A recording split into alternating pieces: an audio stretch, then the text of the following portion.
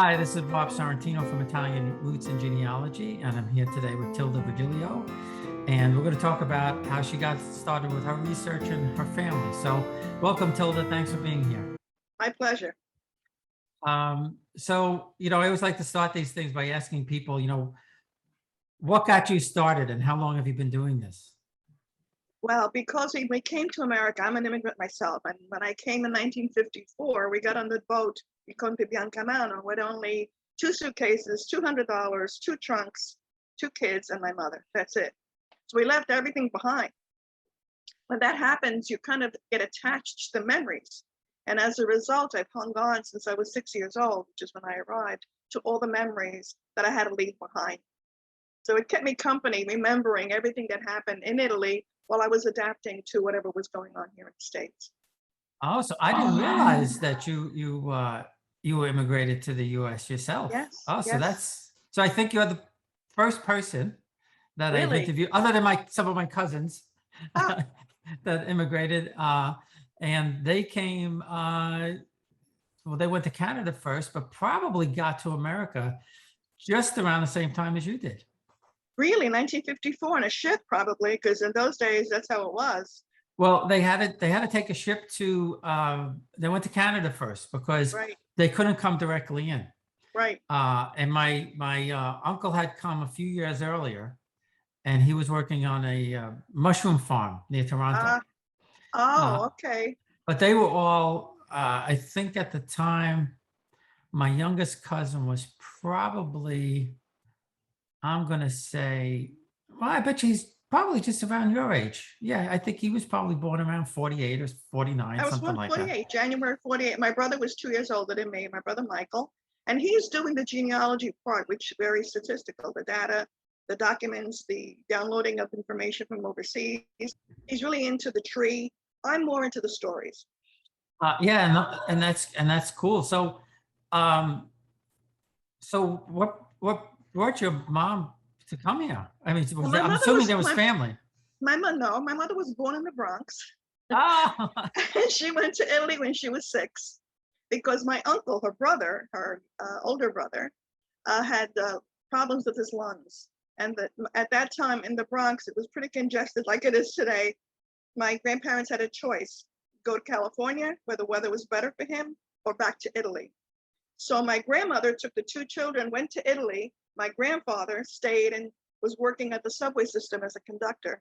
So he stayed in the States until he retired, and then went to Italy when he retired. Meanwhile, a lot went on, but my mother was already a citizen.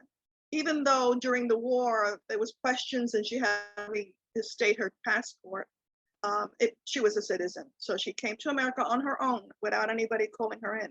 So we had family, but nobody spoke Italian and we didn't speak English. So it took us a while to learn.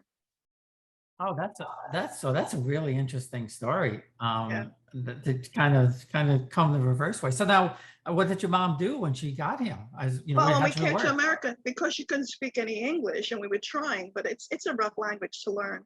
She worked in the factories in the garment district, and we lived in Hell's Kitchen. So we lived in a cold water flat, $13 a month rent, with no heat. We had no hot water, and we shared a bathroom with 4 other families. It was in the hallway. It's an Mhm. old-fashioned tenement. And when Yeah. I go to the museum that they have in the city, it's like going home. It's exactly how we lived, at the tub in the kitchen. It's very rustic. But because we're living in Italy, in the city during the winter school days, and then in the summer we would go to the country. So in the country we had a little cottage with no heat, no electricity, no nothing, just a fire. And so roughing it wasn't really a big deal. We were kind of used to it. But it's easier to rough it in the country than it is to rough it in the city. That I Yeah, I remember. bet. I bet. Uh, so, um, so yeah. Again, when my mother's family first came, they lived in Hell's Kitchen too, but they were Barres, so they were Icemen. I'm Um, Barres. I'm how are Barres. you? So from I was where? born in Bari. Bari. Body itself. My whole family came from Castellana, which is a little tiny village nearby, Castellana Grotte, but generations of them. But they went to Bari, which is where the family still is. I have a lot of relatives still in Bari, and I was born in Bari, Via WWII, which is still there. It's a Oh, house wow. it survived the war. It was so well built. My grandfather built it. He sent the money to build it. From here, he sent the money there. They built this house, and that's the house I was born in.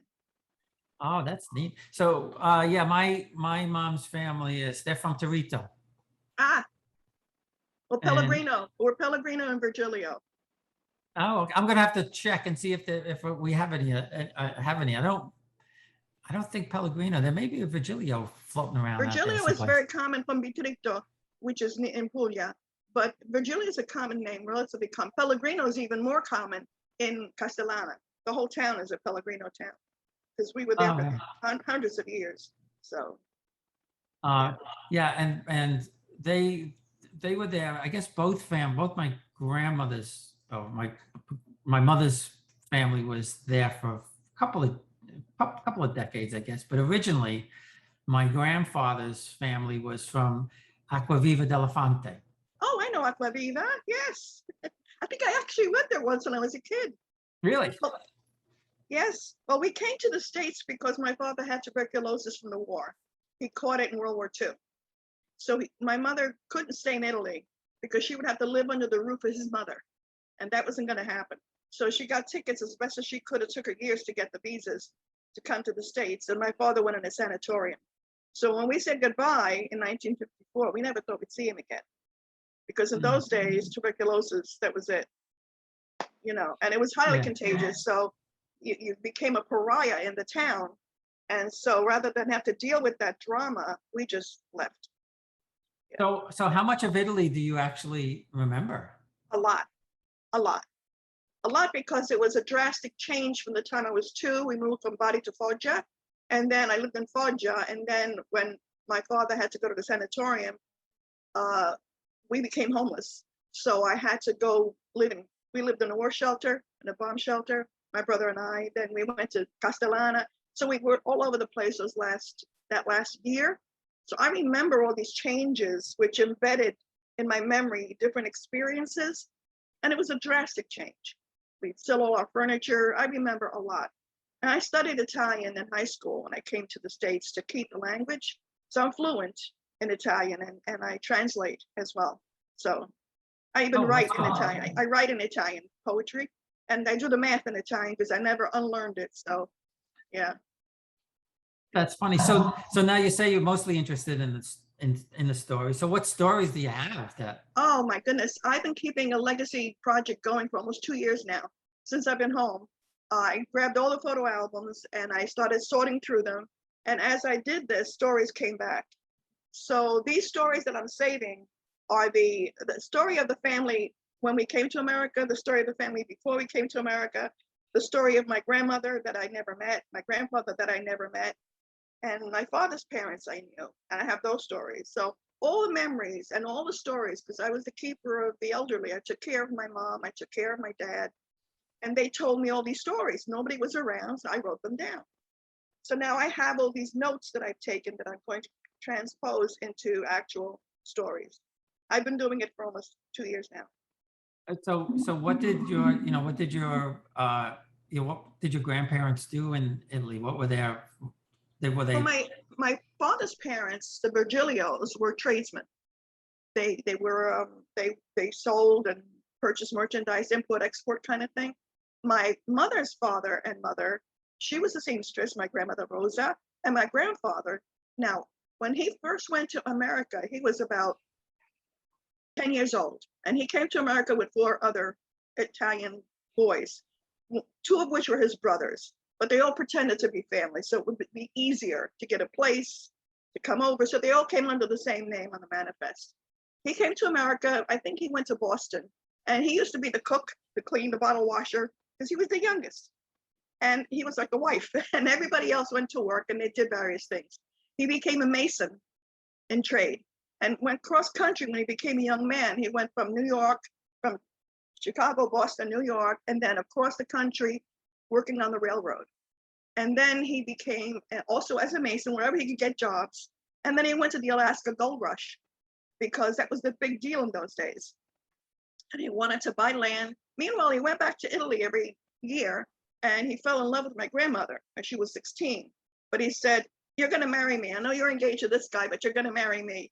He decided he was going to make a fortune, and that way he could be qualified to marry a beautiful woman. And he wanted to bring her to the States. So he hit it big in Alaska.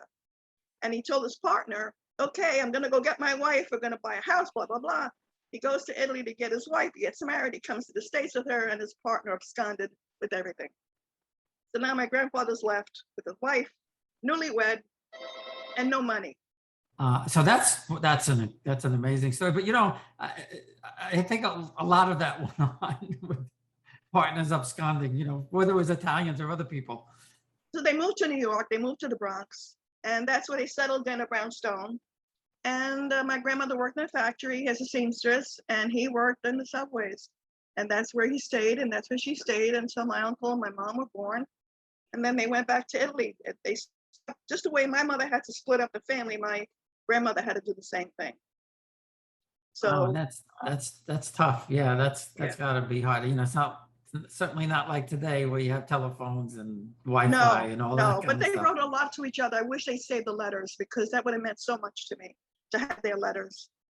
But because they wrote a lot to each other, and he wrote to the children.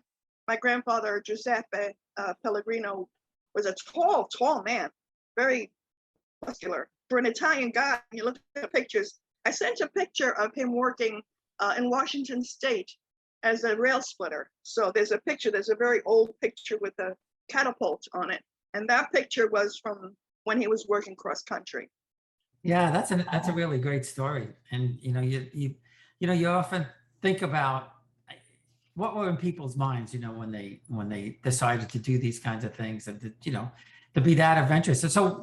So that was, I guess, the early 1900s when he was doing Yes, this. I believe it probably was. Sure, because my mom was born in 1917, and so it had to be. Yeah. Yeah, and so they came to Italy. They went to Italy. They went to Castellana, which is my favorite little town. I'm in there, and my favorite relatives live there. And it's a very small little town, very medieval. It didn't have any cars. It didn't have refrigeration. People lived in little houses like Yoda, little tiny cave-like houses. But I stayed with my aunt there when I was 6, and she had a bridal shop.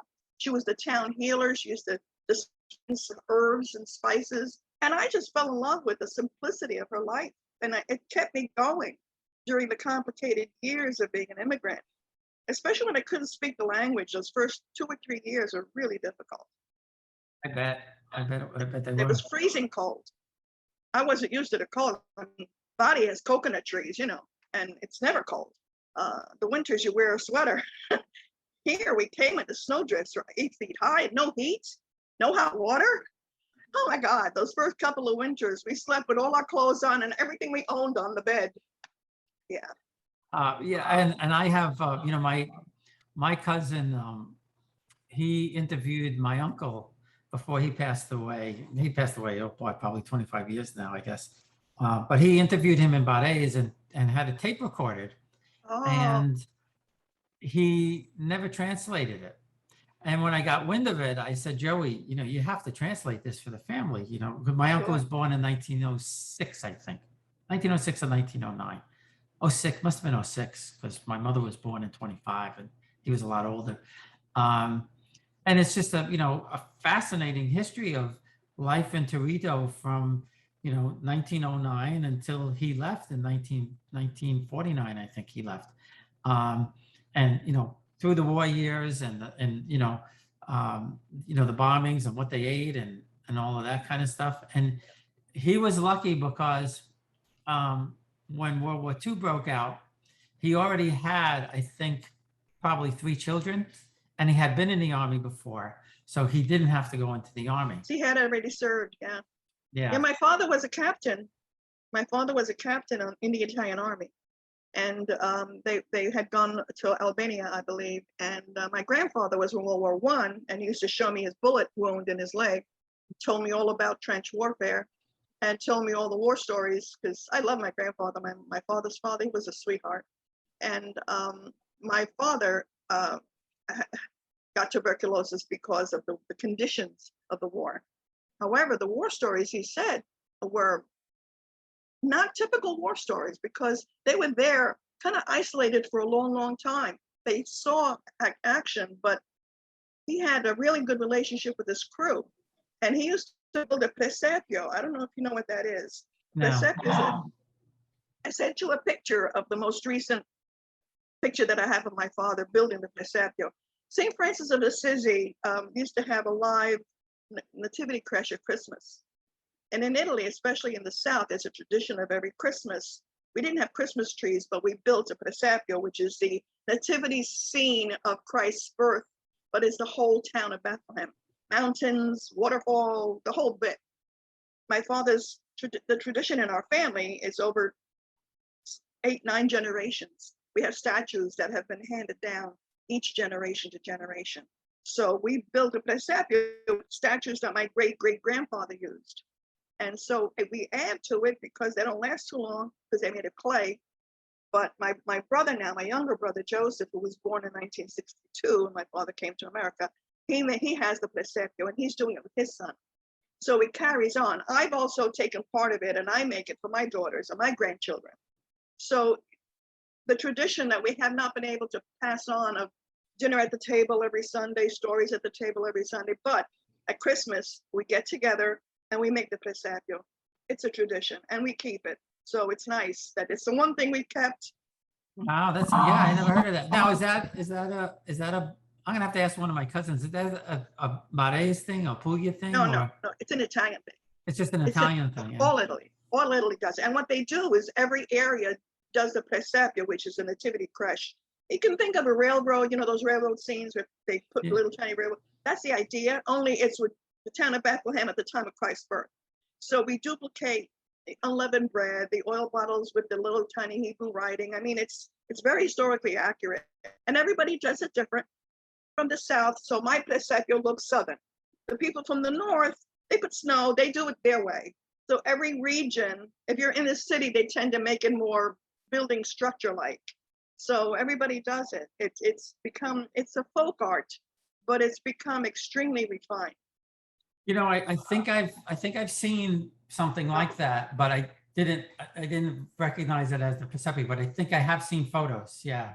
Yeah, the Metropolitan Museum of Art, when they have their Christmas tree, underneath it, they have a presepio.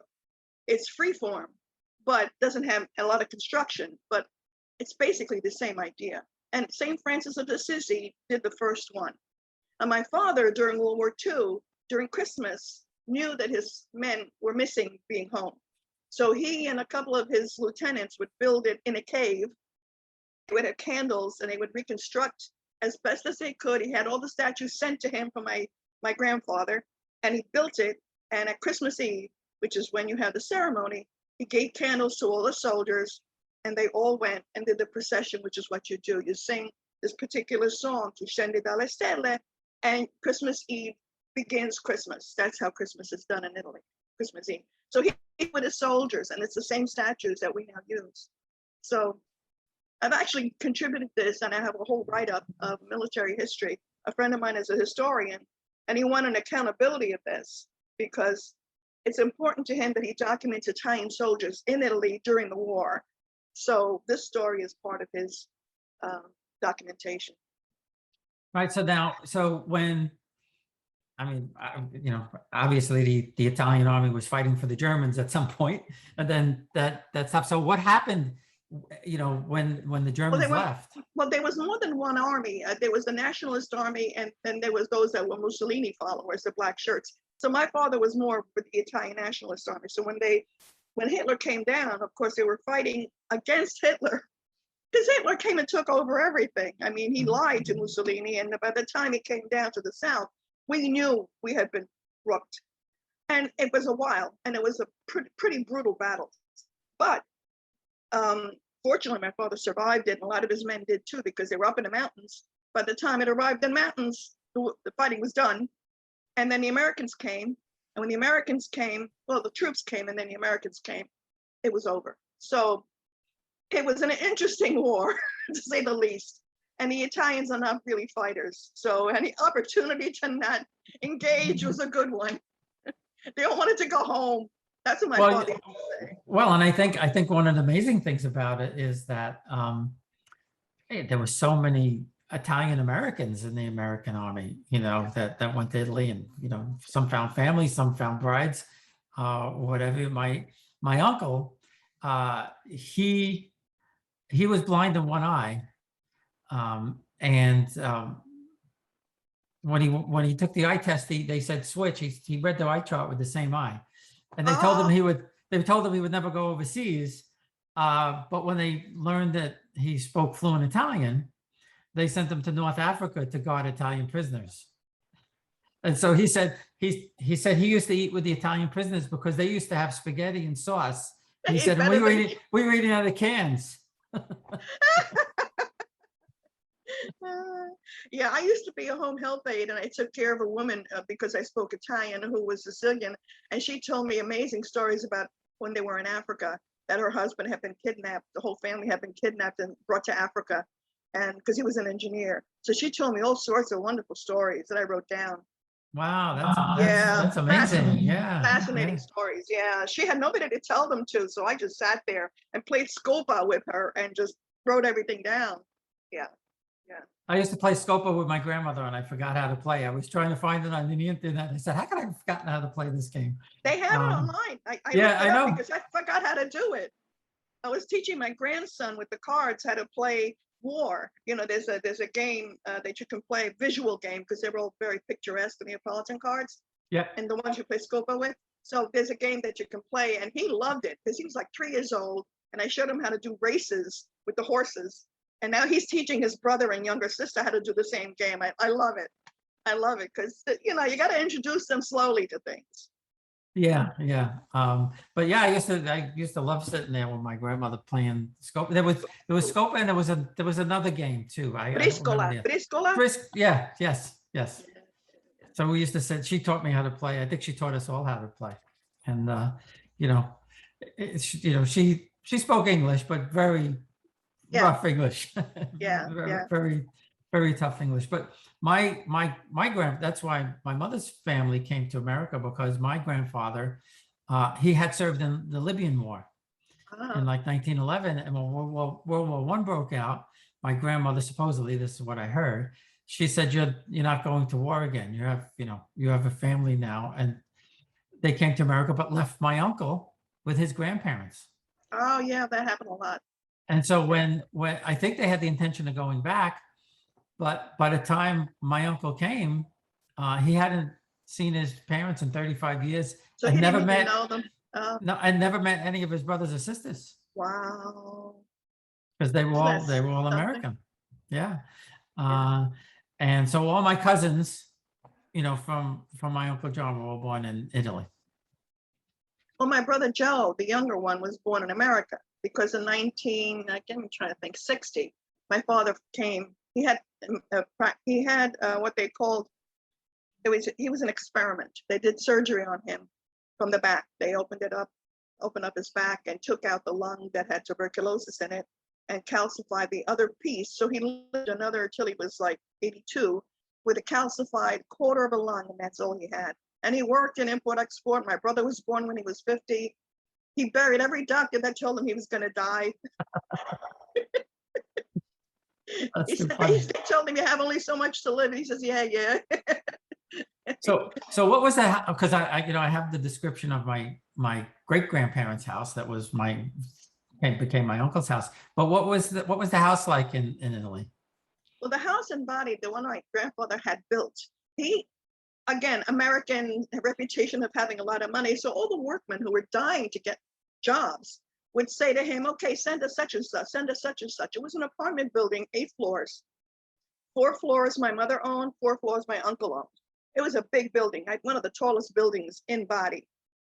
And of course, because my grandfather sent trusting, the invoices approved, these carpenters and masons just kept ordering supplies and kept building and building and building. They built it with 3 series of walls, one inside the other, so that they can keep on working. So during the war, the bombs were falling, and the only building that stood was that house. So when the Nazis came, they took over the house because they used it as their headquarters. When the Americans came, again, they took over that house because they became their headquarters. Meanwhile, in the walls, because it was 3 or 4, we had refugees hiding. Even when the Nazis were there, we had refugees in the building, on their way up north, on their way somewhere else, like the Underground Railroad, pretty much. Yeah, what a story. So that house, the house I was born in, was beautiful. It had a square courtyard closed in, all marble stairs. I mean, I got to tell you, my grandfather worked like a horse, and when he came to Bari, he saw the building. He goes, "Holy cow!" You know, it's like a little castle, and it's still there. It's still there. Wow, that's a great story. It is. That's unbelievable. You know, when I talked to my cousin, they were never bombed because there's nothing. I guess there was nothing important in Torito, but she said they would see it. Yeah. But you know, my aunt would gather up all the kids and they'd run into the fields. Yeah. Well, that's yeah. You know, Yeah, and the bomb shelter that I stayed in that year that my brother and I were homeless was in the mountains.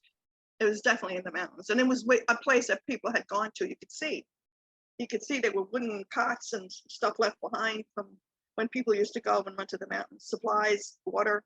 You couldn't drink it, but you know, you could see that it wasn't that long ago. I mean, I was born in '48, so I had friends in school in Italy that had lost limbs because of the grenades that were still, not the grenades, the mines that were still in the ground in the woods. And even though they used to try to rope off with yellow ribbon where you can't go in the woods, the soldiers had done that to try to warn us kids, you know. Yeah, right. You know, and I'd hear at least one every couple of months. Some kid lost a foot, lost a hand. It was terrible. I remember. So that was, you know, already in 1950. So the war may have been gone, but it took a long, long time for the actual war to finish. And for the stories never ended. All the stories that I heard. Yeah, that's you know, that's kind of what my cousin said. You know, in their case, they had just a little you know, home, 2-room home with you know, one room was my aunt and uncle's room, and my cousin said, and the newest baby, and she said there was always a baby, and then the other room was, you know, the fireplace, the kitchen, the kids' room, Oh, that was the pretty living room. Yeah. You know, everything else happened in the other room, but you know, no plumbing, no anything. You know, Yeah. In and the country, that's how we were in the country. It was roughing it, but it was, you know, when you're not like a winter in that kind of condition, it's not so bad. It's when you have to go through a winter and you've got these conditions, these austere conditions that you really can't get too much firewood. You're kind of stuck, you know, it's rough. It's rough. yeah, And yeah. food too, because that's the other thing. We had no refrigeration and you really had to go to market every single day. And food was a constant preoccupation. You ate today, you don't know if you're going to eat tomorrow. And there was everything had been destroyed, the farmlands. So it was hard to reconstruct. Yeah, I asked my cousin, what did you eat? She said beans. Yeah, there was very little. If you had a chicken, you know, it was gold. To have an egg. It was a long time. I never had meat, as a matter of fact. I did not taste meat until I came to America. And I was 7 Really? years old the first time I had a piece of meat. Wow, so what was okay, so you never had meat before. This is intriguing. So what did you think of it when you first tasted meat? The first bite I had was, of course, a piece of beefsteak. My uncle, a distant uncle, said, "You have to try this." And I said, "What is it?" And he told me it was part of a cow. And I was like, "I'm not going to eat a cow." You know? It was so good. Oh my God. The flavor was so rich. I had never tasted anything like it. It was just one bite, you know, and I'll never forget it. I was 7 years old, how good and it was a treat. It was a real treat. Of course, we didn't have any money, so it's not as if we were able to buy it. And even when we finally could, my mother didn't know how to cook it. She used to always cook it so much that, because she used to make afraid of the blood, so she would cook it till it was dark black. You couldn't chew it. Learning how to cook American food was a real adventure. Yeah. Yeah, my mom's family was poor, you know, even in America, and they used to play a game. I guess maybe they got one piece of meat each or something like that when they had meat. And if you turned your fork a certain way, your brother or your sister, you could steal your food. So they they used to. And my aunt told me, they used to get for Christmas, if they got an orange for Christmas, Oh that yeah, was a big Christmas. deal. Yeah, our Christmases, we used to get the top half of the tree from my neighbor's throwaway. She used to have a big tree, my neighbor, Pasquarella. So they used to cut the top because it didn't fit.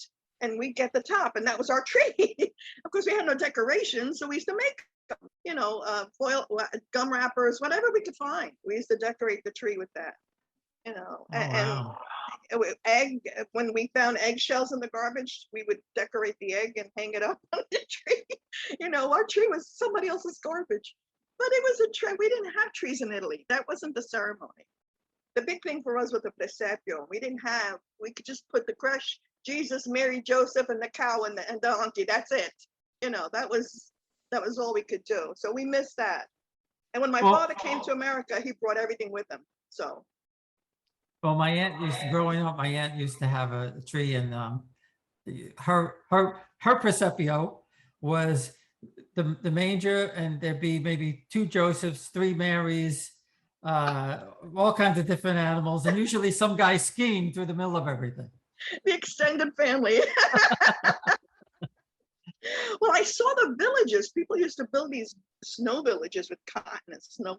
And I kept looking for Jesus, my exposure to the American Christmas. And I went, where's Jesus? There's no Jesus. I said, why not? Yeah. And the first Thanksgiving, because we arrived in November. As a matter of fact, our ship, November was a very bad storm that year. And our ship got thrown off course and landed in Halifax.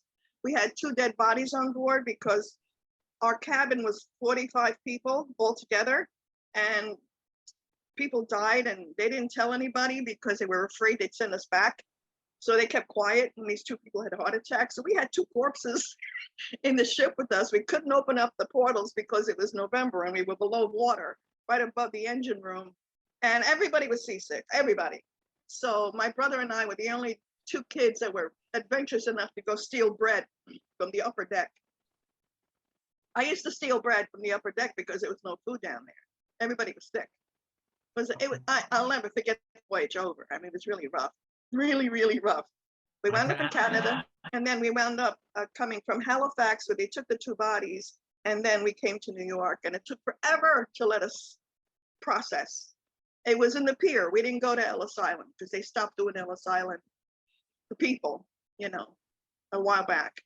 But it took forever to process us. I'll never forget, I was at the pier, Virgilio, alphabetically. By the time they got to us, it was like, yeah. And our uncle was waiting, my mother's distant cousin was waiting to bring us to Babylon. And we stayed in his attic, but had no heat. But at least it was a bed. And the 3 of us slept in one big double bed for a couple of months until my mother found a job, and then we moved to Hell's Kitchen. Wow. And how long was the trip? How long was the voyage? Well, it was supposed to be a week and a half, but it was 3 weeks because we got blown off course, and we got lost a little bit until they recalibrated. And yeah, it was a rough voyage. It was yeah. I cannot till this day go into a supermarket and smell oranges that are starting to go bad. I lose it right away, because they used to give us oranges and lemons and stack them up in the corner, and it was after about a week they'd all go bad, and they wouldn't take them away. So now you had the smell of oranges gone bad. The penicillin smell, that green orange. And it made us even sicker. Nobody came down there. It was terrible. It was you wouldn't think that in the 54. 1950. Yeah, you 1950. you knew, like, when my grandparents came in 1915, you were like, okay, it was 1915, yeah, but 54, that's 54. And it was the last ship. It was the last trip that ship took with passengers. From that point on, it was condemned. Well, they had 2 dead bodies that nobody knew about on board. I have a feeling that created a problem. probably, yeah. I would think so. Yeah, my brother and I have adventure stories, and I'm writing them down because they're so good. And we talk together once a week on Zoom, my brother Michael and I, my older brother, and we recollect, and we did this happen? Yeah, that's what happened. Or did that happen? We double check each other because memory is a tricky thing. You can start telling a story, and when you repeat it, you may tweak it, and now it's not the truth anymore. So I always want to be sure I'm saying the accurate truth as best as I can with him, because he's very pedantic. I'm more of a fantasy person, and he says, no, that's not what happened. So we we're a good balance. Yeah, and you know, and I'm working with a guy now who's he's got tapes of people. Anthony worked in the North End of Boston for I don't know 5 or 6 years or something like that when he was young, in the late 70s, and he tape recorded Italian immigrants and have all their stories. And you know, I've listened to a couple so far, and it's amazing. Now these are people who were born in 1904, so you can imagine. And the early immigrants. Yeah, and you know, the stories are just fascinating. So we're going to do a little series on that where he still has all these recordings, so you'll be able to hear these people in their own voices talk about the trip, talk about coming to America. I mean, it's much like we're doing, but you know, imagine that 40, 50 years ago. Well, the experience I have talked to other immigrants that were older than me who came on the earlier trips. My experience is very similar to theirs because of I don't even know what the word is. First of all, my mother couldn't afford to buy good tickets, so she had to buy steerage. And three of us slept in 2 bunk beds on the bottom. And so it's head, foot, the 3 of us. And the people who were above us in the bunk bed were always sick. So, yeah. So I had to save newspapers. I had to hug newspapers. It was the gold exchange, because when you have a newspaper, you can walk, and you can put the newspapers down on the floor and walk. Otherwise, you're walking on a sea of, yeah. Yeah, Wow. it was, I will never forget it. And as a result, my poor brother has a terrible gag reflex. I went the other way. I developed an immunity to it so that I could be a nurse, because there's something that happens in your brain when you shut it down, and I'm able to take care of people no matter what the body problems are. It turned out to be a blessing in a way, because my kids were always sick. So yeah. I also wound up being a single parent, by the way. My husband left when I was pregnant with my second child. So just like my mother and my grandmother, the 3 of us wound up raising our kids on our own, interestingly. Yeah. Wow. Yeah.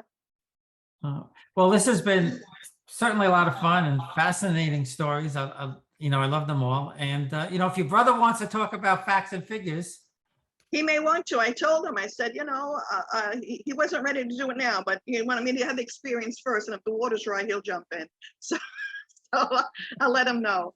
If you want an explanation on any of the pictures, just let me know, and I can send you a blip on each of the images. Oh, okay. Okay. That sounds good. Okay. All right. Well, thanks again. I appreciate it. Thank you. It was a pleasure. I'm interested in what you had to say as well. Fascinating.